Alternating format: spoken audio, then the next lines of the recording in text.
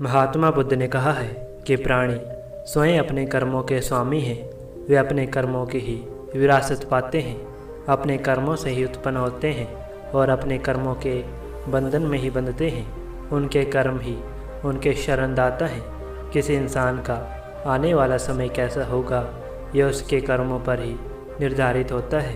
यदि कर्म अच्छे होंगे तो उनका फल भी अच्छा ही मिलेगा और यदि कर्म बुरे होंगे तो उनका फल भी बुरा होगा। हमें जो कुछ भी भोगना पड़ता है वो हमारे ही किए का फल है। यह कहानी भी इसी पर आधारित है कि हमें अच्छे कर्म क्यों करने चाहिए। पुराने समय की बात है, एक बार दो व्यक्ति शहर से धन कमाकर अपने गांव लौट रहे थे। चलते चलते काफ़ी समय बीत गया और रास्ते में ही सूर्यास्त होने लगा। उन्होंने सोचा कि आज रात पास के ही गांव में रुक जाते हैं। वैसे भी रात होने वाली है और उनका गांव अभी बहुत दूर है। गांव में जाकर उन्होंने एक घर का दरवाज़ा खटखटाया। उस घर के मालिक ने उन्हें रात ठहरने के लिए पनाह दे दी। घर के मालिक ने उनके पास धन को देख लिया था और उस कारण उसके मन में उस धन के प्रति लालच आ गया। घर के मालिक ने उन यात्रियों को खाना खिलाया और एक कमरे में सुला दिया और अपने कमरे में चला गया।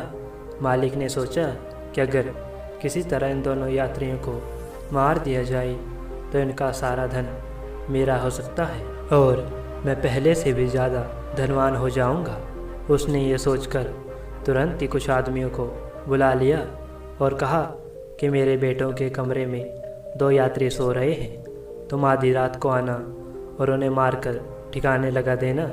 इसके बदले में मैं तुम्हें बहुत सारा धन दूंगा। वे लोग भी धन के बड़े लालची थे, जिस वजह से वो लोग मालिक की बात मानने को तैयार हो गए और मालिक भी सोने चला गया। कुछ देर बाद उस मकान मालिक के दोनों लड़के भी घर आ गए और अपने कमरे में उन यात्रियों को देखकर चौंक गए। उन यात्रियों से सब कुछ जानने के बाद उन्होंने उन यात्रियों को दूसरे कमरे में जाने को कहा और अपने आप उसी कमरे में उन यात्रियों के स्थान पर सो गए। जब आधी रात हुई तो कुछ लोग उस कमरे में आए। उन्होंने पलंग पर दो व्यक्तियों को सोते हुए देखा और उन्हें मारकर वहाँ से तुरंत ही निकल गए। जब सुबह हुई तो वे दोनों यात्री मकान मालिक के पास पहुँचे और वहाँ से जाने की विदा ली। मकान मालिक उन्हें देख हैरत में पड़ गया कि अगर ये लोग जीवित हैं तो रात में उन लोगों ने किन्हें मार दिया। यह सोचकर मालिक दौड़कर उस कमरे की तरफ गया और देखा कि उसके दोनों बेटे मरे पड़े हैं। यह देखकर वो बिलक बिलक कर रोने लगा और कहने लगा, ये मैंने क्या किया, अपने ही बेटों को मरवा दिया। जैसा किया वैसा ही पाया, कर्मा लौटकर मुझ पर ही आया।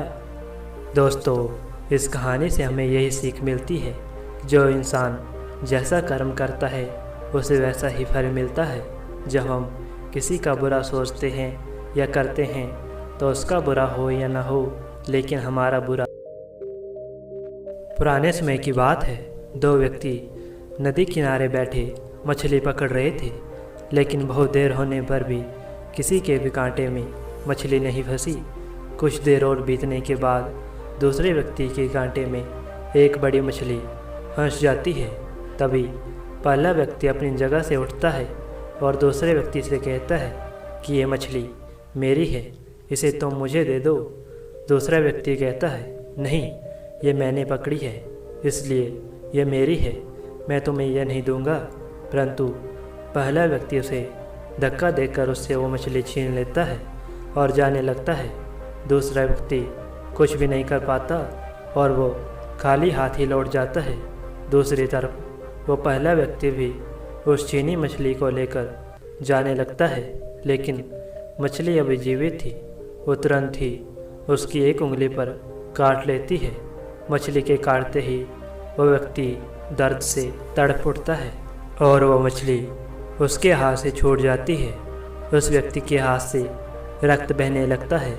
यह देखकर वह व्यक्ति चिकित्सक से मिलने चल पड़ता है। जब चिकित्सक उस व्यक्ति का हाथ देखता है तो वह कहता है कि तुम्हें यह उंगली काटनी पड़ेगी, क्योंकि इसमें जहर फैल चुका है। व्यक्ति कहता है, ठीक है, काट दो। चिकित्सक ने उस व्यक्ति की उंगली काटकर पट्टी कर दी और कहा कि 3 दिन बाद वापस आना और अपना हाथ दिखाना। वह व्यक्ति अपने घर लौट गया, लेकिन उसका दर्द बढ़ने लगा था। उसके लिए ये 3 दिन गुजारना बहुत ही मुश्किल हो रहा था। किसी तरह 3 दिन बीतने के बाद वह व्यक्ति फिर से चिकित्सक के पास पहुंचा और कहा कि उसका दर्द तो पहले से भी ज़्यादा बढ़ चुका है।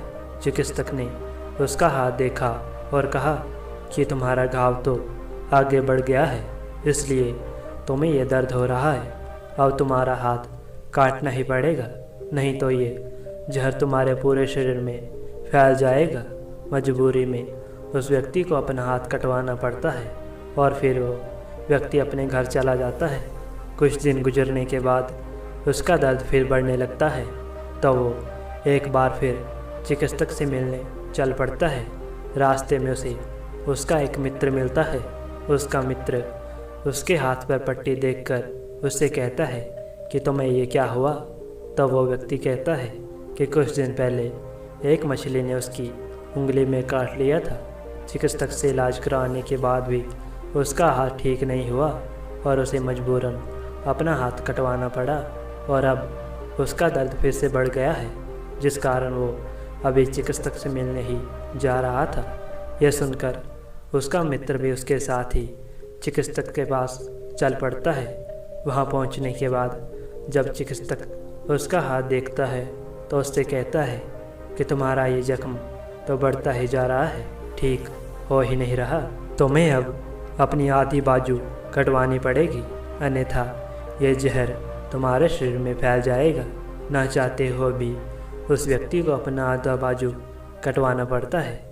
वापस घर लौटते समय वह व्यक्ति अपने मित्र से कहता है, मैं ये समझ नहीं पा रहा हूँ कि मेरे साथ ये क्या हो रहा है।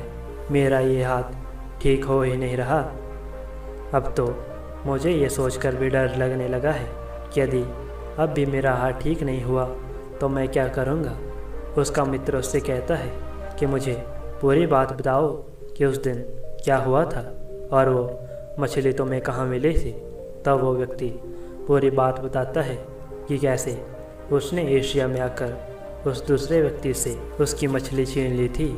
पूरी बात जानने के बाद उसका मित्र कहता है, तुमने बहुत बड़ी भूल की है, तुमने ये गलत किया है और इसी कारण तुम्हें यह दंड मिला है। तब वह व्यक्ति कहता है, हाँ, मुझसे गलती तो हुई है। ईर्ष्या में आकर मैंने उसकी मछली छीन ली थी। मेहनत उसकी थी और खाना मैं चाहता था, लेकिन अब मैं क्या करूं? उसका मित्र कहता है कि जा उसे ढूंढ और उससे माफ़ी मांग। तब वह व्यक्ति उसे ढूंढते ढूंढते उसके पास पहुंचता है और उसके पैरों में गिरकर कहता है कि मुझे माफ़ कर दो। उस दिन मुझसे बहुत बड़ी भूल हुई थी, जिस कारण आज मेरी यह दुर्दशा हो गई है। तब वो दूसरा मछुआरा कहता है कि ठीक है, तुम्हें अपनी गलती का एहसास हो गया, मेरे लिए इतना ही काफ़ी है। तब पहला व्यक्ति कहता है कि क्या मैं तुमसे कुछ पूछ सकता हूँ? दूसरे मछुआरे ने कहा, हाँ पूछो, तुम्हें क्या पूछना है? तो व्यक्ति कहता है कि उस दिन तुमने ऐसा क्या किया कि मेरा सारा हाथ ही खराब हो गया? क्या तुमने कोई तंत्र मंत्र किया था? यह सुन वो मछुआरा कहता है कि मैंने कुछ नहीं किया, बस जब तुमने मुझसे मेरी मछली छीनी थी उस समय मैंने ईश्वर को स्मरण किया और कहा कि हे ईश्वर, इसने मुझे अपनी शक्ति दिखाई है, आप इसे अपनी शक्ति दिखाना। तब वो व्यक्ति समझ जाता है कि ईश्वर ने उसे उसके बुरे कर्मों की सज़ा दी है। दोस्तों, इन 2 कहानियों से हमें यही शिक्षा मिलती है कि अगर आप किसी का बुरा करोगे तो थोड़े समय के लिए आप खुश हो भी जाएं, लेकिन ज़्यादा दिन नहीं रह पाएंगे, क्योंकि कोई और आपको देखे या ना देखे, लेकिन वो ईश्वर आपको ज़रूर देख रहा है।